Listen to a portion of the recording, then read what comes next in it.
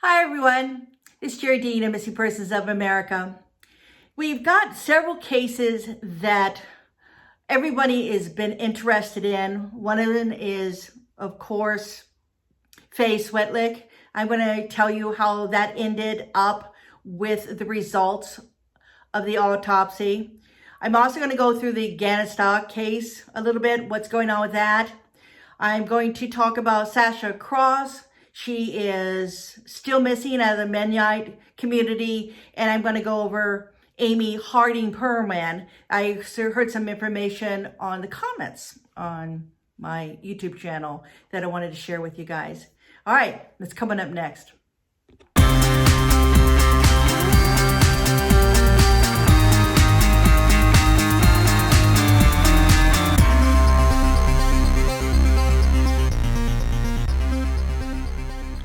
Many of you may already know this, but Faye Swetlik was found deceased.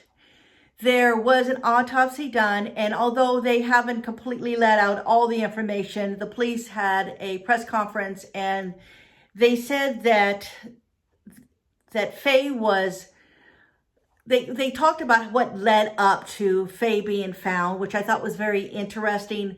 They said that they had gone through those trash receptacles that we saw them going through on the news. And one of the police officers dumped it over and he found a polka dot boot and a ladle with dirt in it. A trash can near 602 Piccadilly Square was emptied, and as our officers went through it, they found a couple of items that were of significant importance. One was a child's polka dot boot, and the second was a soup ladle that had freshly dug dirt in it.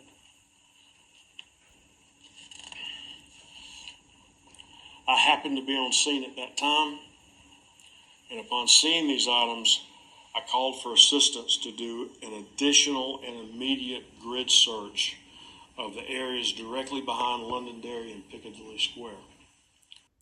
Once that was done, the police chief said he called for everybody to go to that one area that they ended up at.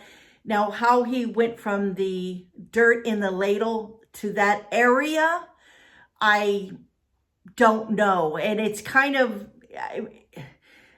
I think there's maybe some things that are not being said right now, and I perfectly understandable, and I'm sure that he's a great police officer, but how he went from the dirt in the ladle to that area and a few minutes later discovering her body when they'd already searched there once before and found nothing. I don't know. I don't know if the dirt was recognizable. I don't know. I don't know. If you guys got an idea, please let me know, because if I missed something or other, let me know. But anyway, they went to that area and they found her there. And then they said they went over to the home. Now, I've heard two accounts of this. One of them was the police chief said that they went to that house right away, which makes you think that they already suspected him. And that would have been, what is his name? Cody Taylor. They'd already suspected Cody Taylor had something to do with this, which brought it right to that house. As assistance was coming, I went into the woods behind the townhomes, and just before 10:30 a.m., I located the body of Faye Swetlik. At approximately 10:30, other Casey officers were notified of a residence that there was a man bleeding on the back patio. That was 602 Piccadilly Square. Officers immediately went to his aid and found a deceased white male. And I also heard that the roommate had seen the police out there and walked out and said he had come home and found his roommate dead. Now, I don't know. The police chief did not say that one at the presser yesterday, but I did hear that from someplace else. And right now I can't even remember where I heard it from. So during the press release, the police chief said that they came upon a bleeding man. And bleeding man, I don't know if it was gunshot. I don't know if it was a knife, but I have heard it was a knife. Now, this no factual thing. The presser, it didn't distinguish if it was a knife or a gun at that time or anything else at that point. So he said, in quote, "We have concluded that Faye's death was a homicide and took only a few hours after abduction. It has been ruled an asphyxiation," and that's how she passed away. Evidence leads us to believe that the deceased abducted and killed 6-year-old Faye Marie Swetlik. And it appears that he is the sole perpetrator of this crime. And he said that she was likely not put in that area until that night before. Evidence further shows that Faye's body was moved in the shadow of the night to behind the townhouses where she was found in the early morning hours on Thursday morning under the cover of darkness. So that she had been killed the first night she went missing. So we have several days there. Where was she? Where was the body? Now, if the police went into the home and they searched, they certainly would have, I would think, found the body, but we don't know what they searched. We don't know we just don't know. There's just too much here. It brings up more questions.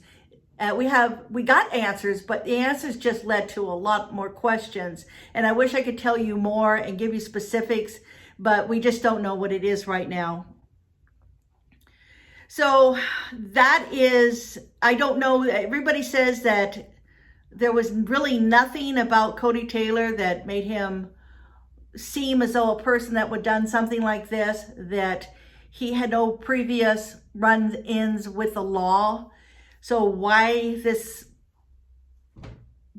happened, we can't even figure out, well, this is his nature, that's why he did it, because it doesn't seem that he ever had done anything like this before. I don't know if they're going to find maybe stuff on his computer that are not being said. There's more coming with this. Right now, this is all we got, and there's more coming. So we'll just leave it as it is now, and let's go to the next case that you all have been wondering about. Now we have another child, Gannon Stauch. He's missing from Colorado. This has probably been one of the biggest news stories out there in a long time. And I've been kind of keeping track of it, and there really hasn't been too much. There's a lot being said on social media, but I'm going to stick to what the police have released and what the media has talked about right now. And it's just that the sheriff's office has said they received 540 tips, and tips include possible sightings, search suggestions, social media related information, suspicious activity, found property, possible evidence, and video, phone, drone evidence. And they're going through all of this now. Will it lead to something? I hope so. I really hope so. So the El Paso County Sheriff's Office, they released a statement. I'm going to read a little bit of that to you. On February 15, 2020, the El Paso County Sheriff's Office and partners continue to search specific areas, and we have over 100 trained individuals and specialized assets to include search and rescue, mounted, and canines assisting today's search efforts, okay? And there was also seen a snow sifter, and they also saw them searching with long poles going into the snow. And people are speculating what they were searching for, and many thought maybe it was Gannon's Nintendo Switch. So the statement also read that the police brought in a snow sifter and crews gathered buckets of snow and put the snow through sifters on Monday, said the CBS Denver media channel. So things have been kind of quiet here the last couple of days. There's really, other than that, them searching in specific areas made people kind of were hopeful that maybe they had a tip that led them there, and that's why they were in that specific area.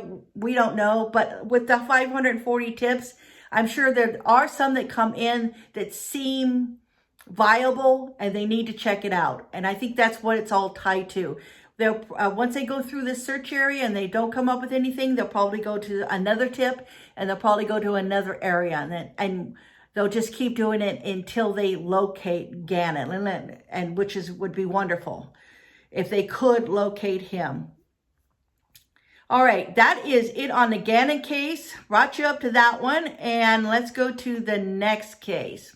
Now, the Amy Harding-Perman, she's missing from Great Falls, Montana. If you recall, she got in an argument with her boyfriend. She walked out. She had no jacket. She had no phone. She had nothing. She walked out into the snow and disappeared. And they haven't been able to locate where she's at. Now, I heard through the comment section, someone mentioned that they had said that she had gotten picked up from that area and was seen over by a casino with someone.